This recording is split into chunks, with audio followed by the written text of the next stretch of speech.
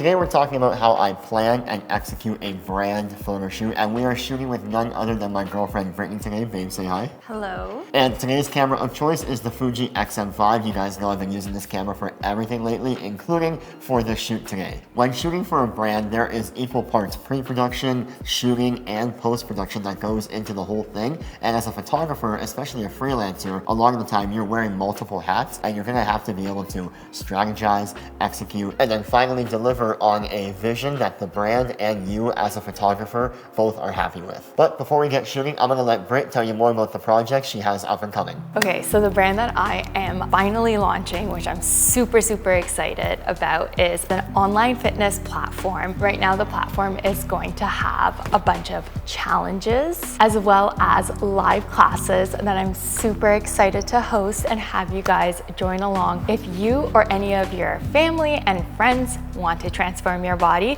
now's your chance. Check me out in the link in the description below. Okay, wait, one more thing before we get shooting. I'm gonna tell you about the space we're shooting in today. You guys know that I shoot in a bunch of studios around the Toronto area, and I have to say, by now, a lot of the studios are just getting a bit old, a bit stale, kind of the same thing over and over again. But recently, I discovered Wrigley Studios here in Toronto. And if you guys are a Toronto-based creative photographer, videographer, anybody looking for a beautiful space to shoot in and get creative in, Wrigley Studios is absolutely fantastic. It features gorgeous tall ceilings and west exposure windows and has a beautiful, clean, mainly black and white and beige color palette, which is basically everything that I shoot. So I've really been enjoying shooting in this space. It's also massive. Like most of the studios that I go to are a lot smaller in real life than they are in pictures online, but this is the opposite. This place was like 2 times as big as I thought it was in the pictures. It has so much runway to shoot with, a lot of length, a lot of width, and a lot of beautiful light fall off from the windows all the way to the back door.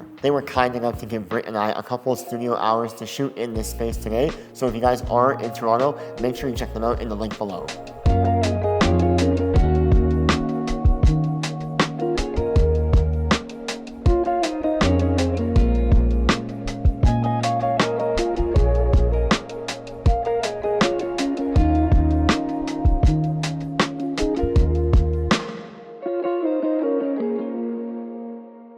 This video is perfect for you if you are someone like me who is a solo freelance photographer that wears many hats for almost all the photo shoots that you do. At any given time, I'm asked to be the creative director, the art director, the producer, the photographer, the editor, the person that finds the studio, the person that is in charge of what wardrobe and props to bring. There are a million hats that we wear as freelance photographers, and if that's you, this is the video for you. Okay, so to any photo shoot, there are 3 stages. There is pre-production, which is all the stuff that happens before the actual shoot. There is the shoot itself and executing the shoot. And then there is post-production, all the stuff that happens after the shoot.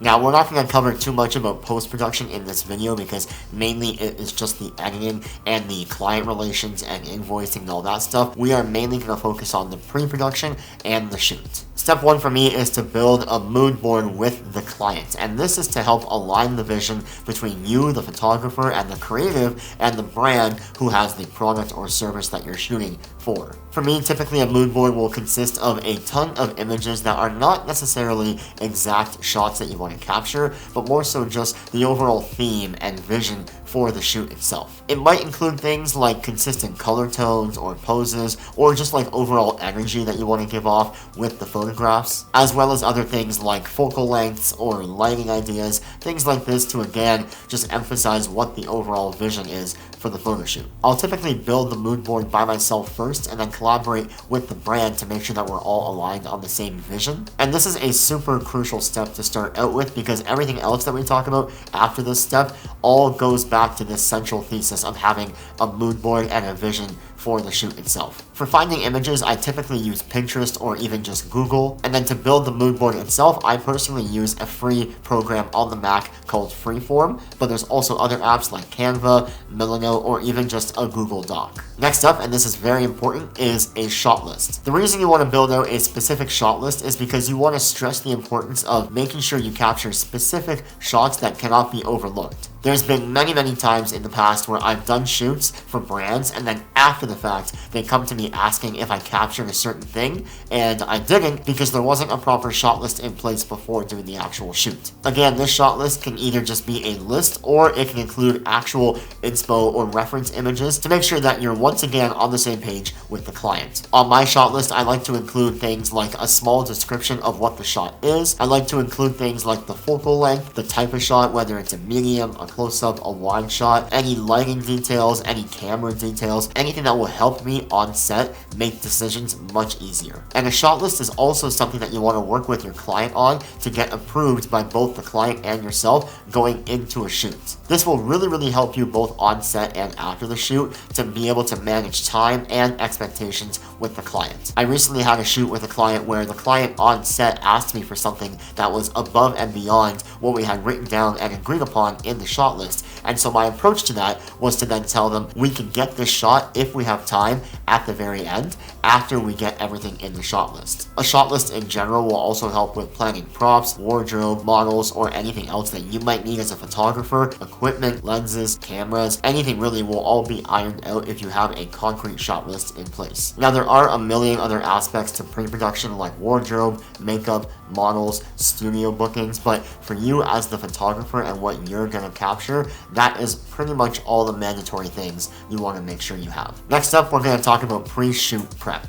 Now, whether your photo shoot is in a studio or on location, I almost always like to scout the location beforehand and make sure you're actually able to bring the vision to life with the setting that you have. This might not always be the case with actual studios, but it is good practice to try and find as many reference images online or ask the studio for specific reference images of the space to make sure that you know what you're going to be walking into. Another thing I love to do pre-shoot is to always have a gear checklist ready, not just in my head, but physically. I have one on my computer that I copy and paste for every single shoot and update depending on the shoot to make sure that I'm not leaving anything behind at home when I go to leave the house for the shoot. I've done this before where I forget something as simple as a tripod that is so essential for a photo shoot, and I have to make up some crazy story as to why I don't have a tripod on set when really all it was that you forgot. So I usually make a note in my phone with a checklist of all the gear, especially if it's gear that you rented or specific stuff that you don't always bring with you to every photo shoot, and this will drastically reduce the risk of you forgetting anything at home on the day of the shoot. Okay,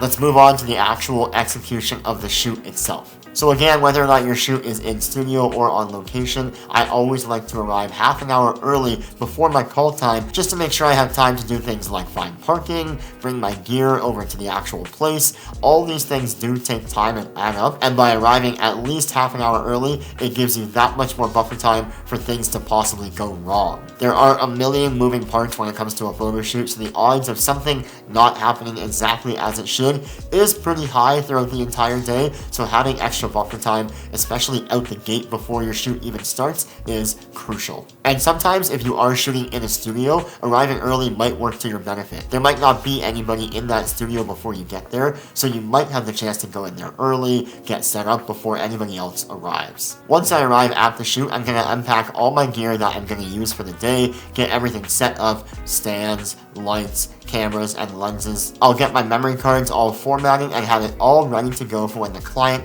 arrives and is also ready. I'll then usually spend about 10 to 15 minutes with the client organizing how the day and how the shoot is going to run. I'll typically allocate certain time slots for different parts of the shoot, say 15 minutes on this pose, 20 minutes for this break, 10 minutes for this setup. All these things might sound like over nuanced details, but when you only have a set amount of time, having that structured time schedule will make you come across much more professional and much more prepared as a photographer. And a little fun one before you get shooting, I will always see if there's a speaker on site and get some music playing as well. On set, I'll typically bring about 2 to 3 copies of the mood board and the shot list for both the client and myself to have as reference points throughout the entire shoot. A lot of this stuff, as you've probably picked up in this video, as a photographer working with clients, you want to come across over-prepared. You want to come across like you are a professional and you care about the shoot and you are overly prepared for everything that is about to happen. Now, while you're shooting, it is crucial to keep an open communication line between you, the models, the brand, and anyone else involved in the actual shoot itself. And what I like to do is typically every 15-20 minutes check in with your client and make sure that everything is going well on their end. Are they happy with how things are looking? Is there anything they want to change, or just any other general input is always great to ask them every once in a while on set. While I'm shooting, I will also have that printed off shot list and be checking things off as we go along. And then once you wrap up shooting, or you think you've wrapped up shooting, I always like to go to the client, ask them, and make sure that we have covered everything so that you're on the same page, so that in post-production, none of this stuff can bite you in the butt. Again, having a very clear and open communication channel while on set and during pre-production will really save you during post-production. I typically like to leave about half an hour, and sometimes I only get about 20 minutes